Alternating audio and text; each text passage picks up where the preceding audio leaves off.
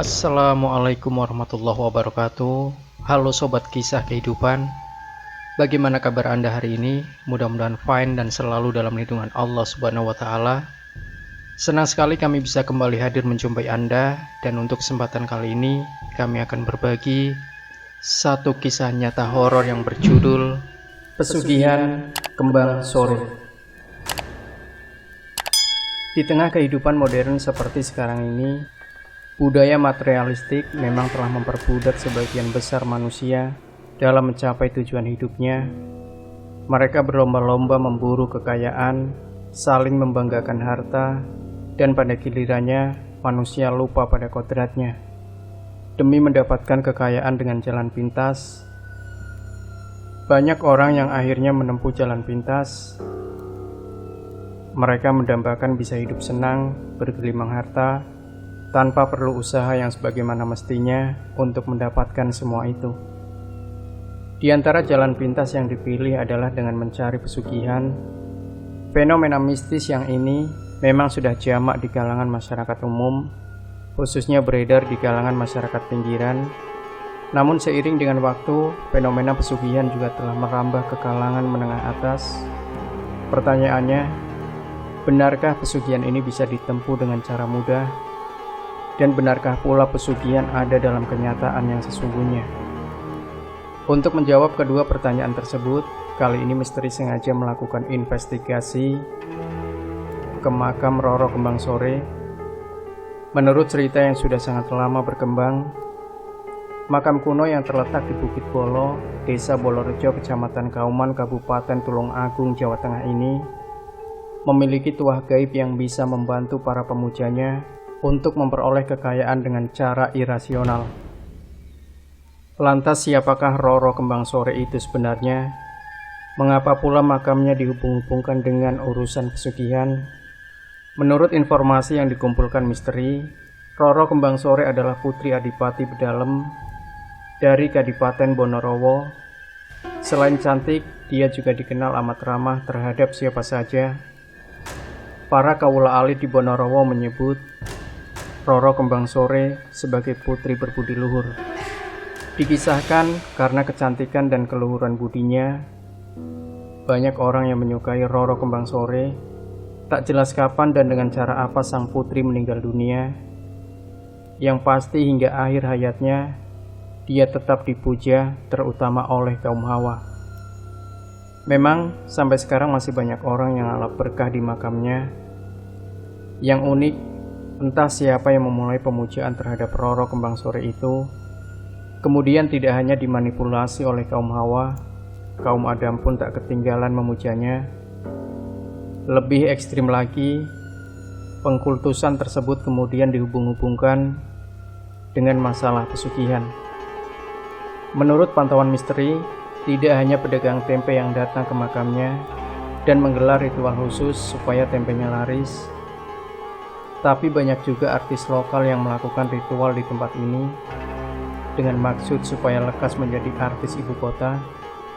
Bahkan banyak juga bisnismen kelas menengah yang juga melakukan ritual di sini. Dikisahkan pula, semasa pemerintahan Adipati Bedalem muncul kelompok sayap kiri dan sayap kanan dalam pemerintahannya. Pendukung sayap kiri terdiri dari para berandal yang menginginkan terjadinya kekacauan selama pemerintahan Adipati Bedalem. Motifnya jelas, yakni ingin menguasai seluruh wilayah Kadipaten Bonorowo. Sementara terjadi kemelut politik, Roro Kembang Sore telah berbakti kepada ayahandanya tercinta. Dia sering memberikan saran dan masukan berbobot kepada ayahandanya dengan maksud jangan sampai memperhatikan usulan kelompok sayap kiri. Agaknya dia tahu benar bila usulan tersebut ditanggapi akan mengacaukan jalannya roda pemerintahan. Karena tekanan yang sedemikian kuat dari kelompok sayap kiri, saran dan usulan sang putri tak mendapat tanggapan sang ayah. Sebab Adipati Bedalem memang telah ada di bawah pengaruh golongan sayap kiri. Suatu ketika, Roro Kembang Sore bertemu dengan seorang putra penguasa Majapahit bernama Pangeran Lembu Peteng yang tengah mengembara sambil melihat situasi wilayah Kadipaten Bonorowo. Pertemuan dua insan ini membuahkan tali persahabatan begitu erat. Bahkan setelah sekian lama saling bertemu, akhirnya terjalinlah tali persaudaraan di antara keduanya. Sayangnya, hal ini ternyata menimbulkan rasa cemburu seorang tokoh sayap kiri bernama Kalang. Padahal menurut silsilah keluarga, Kalang sesungguhnya masih berstatus paman Roro Kembang Sore. Dalam suatu kesempatan yang baik, di depan Adipati Bedalem, Kalang menebarkan fitnah dengan mengatakan bahwa putri Roro Kembang Sore telah memadu kasih dengan Pangeran Lembu Peteng. Atas laporan palsu ini, Adipati Bedalem berang. Dia lantas memanggil Pangeran Lembu Peteng. Disitulah Adipati melampiaskan amarahnya dan mengusir Lembu Peteng dari wilayah Kabupaten Bonorowo. Selain diusir, Pangeran Lembu Peteng juga dikucilkan oleh kelompok sayap kiri. Itu sebabnya dia segera meninggalkan lingkungan kadipaten untuk melanjutkan pengembaraannya. Tak dinyana, kepergian Pangeran Lembu Peteng ternyata diikuti oleh Roro Kembang Sore. Hal ini tentu menimbulkan kegaduhan. Raibnya Roro Kembang Sore dari lingkungan kadipaten membuat Kalang tambah penasaran. Memang sejak lama, Kalang memendam asmara yang mendalam terhadap putri berparas ayu dan berbudi luhur ini. Hanya karena rasa sungkanya, Kalang memendam hasrat ini. Namun, dia tak rela jika Roro Kembang Sore jatuh ke dalam pelukan Lembu Peteng. Keinginan untuk memperistri Roro Kembang Sore tak terbendung. Setelah melakukan pencarian cukup lama, Kalang berhasil menemukan jejak Pangeran Lembu Peteng yang selama ini dianggap sebagai penghalang utama dalam menggapai cintanya pada si cantik Roro Kembang Sore. Pertengkaran antara Kalang dengan Pangeran Lembu Peteng tak terelakkan. Mereka pun terlibat duel yang sangat sengit. Sayangnya, Lembu Peteng bukanlah lawan yang sebanding dengan Kalang. Pria yang lagi kasmaran itu akhirnya kalah dalam pertarungan ini. Namun bukan Kalang namanya bila tidak dapat melampiaskan dendamnya pada Lembu Peteng. Dia meminta bantuan Kasan Besari, sahabat karibnya. Berkat bantuan Kasan Besari, Pangeran Lembu Peteng terluka oleh tombak Korowelang. Karena kesaktian tombak Korowelang, tak berapa lama kemudian Pangeran Lembu Peteng gugur dengan darah membasahi Ibu Pertiwi Kadipaten Bonorowo. Walau begitu, Roro Kembang Sore bisa lolos dari tangan Kalang dengan cara melarikan diri. Jejaknya pun tak bisa diendus oleh Kalang dan antek-anteknya. Meski tak bisa menyunting Roro Kembang Sore, Kalang punya ambisi lain yang tak kalah besar, yakni ingin menguasai wilayah Kadipaten Bonorowo. Ambisinya ini memang terwujud setelah dibantu Kasan Besari dan antek-anteknya. Kalang berhasil menghabisi nyawa Adipati Bedalem. Dia kemudian memegang tampuk pemerintahan sebagai Adipati. Pusat kegiatan pemerintahan Bonorowo segera dialihkan ke Betak. Sementara itu, selepas Adipati Bedalem pralaya, jejak Roro Kembang Sore juga berhasil diacak. Sang putri pujaan hati Kalang ini kemudian ikut pula diboyong ke Betak. Meskipun sang putri berontak atas ajakan Adipati Kalang ini, namun dia tak memiliki kekuatan berarti. Dia akhirnya harus menyerah. Setelah berdiam di Betak, sang putri tetap berupaya untuk tidak bersedia dijadikan permaisuri oleh Adipati Kalang yang sesungguhnya masih pamannya sendiri. Lewat berbagai cara, Roro Kembang Sore akhirnya berhasil melarikan diri dari Kadipaten Betak. Dia kemudian mengembara. Disebutkan bahwa dia memilih untuk tidak menikah seumur hidupnya. Dikisahkan pula, setelah mengetahui bahwa Kembang Sore tak berada di Taman Keputren, sang Adipati menjadi berang. Dengan muka merah, semua prajurit dikumpulkan dan diperintah untuk melakukan pencarian. Karena keberangannya, sang Adipati bahkan memberikan wewenang untuk mengumumkan sayembara kepada halayak ramai yang berbunyi antara lain, barang siapa dapat menemukan dan menangkap Roro Kembang Sore, supaya diserahkan kepada Adipati Kalang.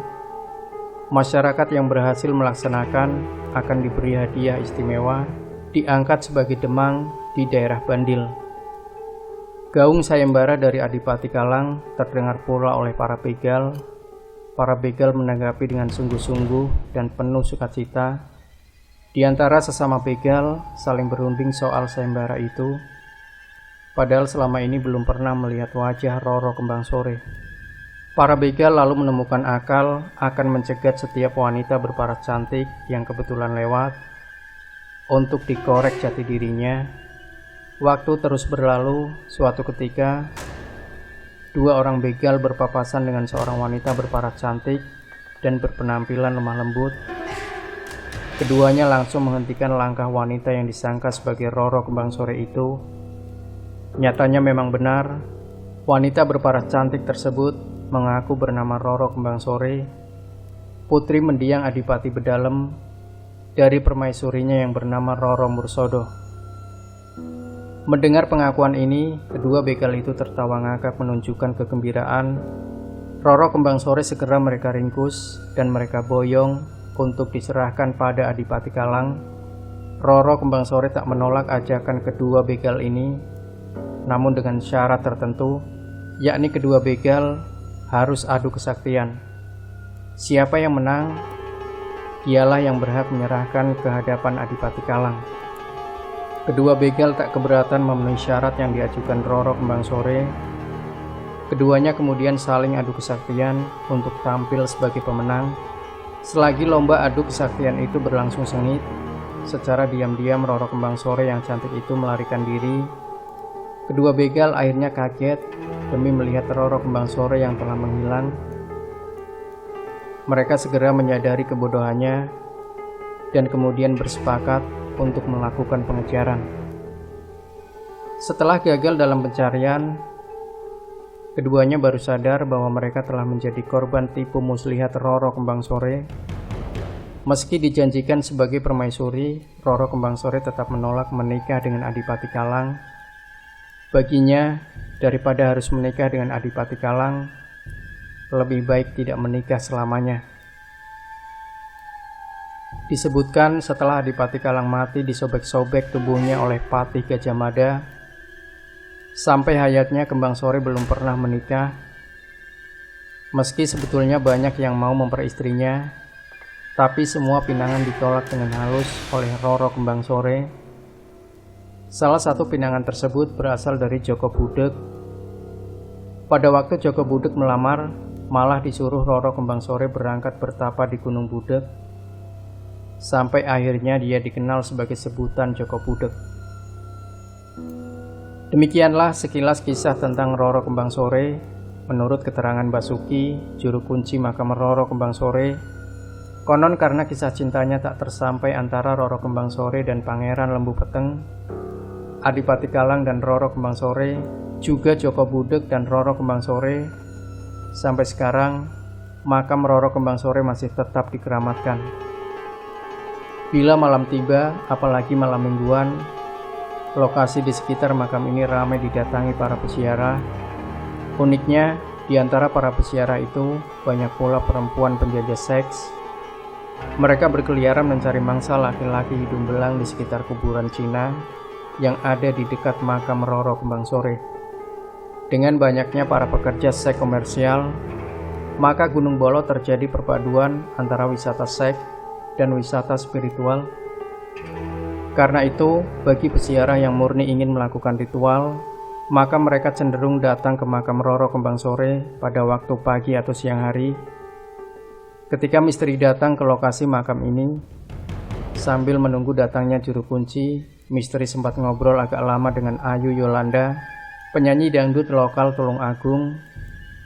Ayu mengaku datang ke makam Roro Kembang Sore untuk yang kedua kalinya. Tujuannya, di samping supaya mendapat job banyak, dia juga ingin menjadi penyanyi dangdut kondang seperti Inul Daratista.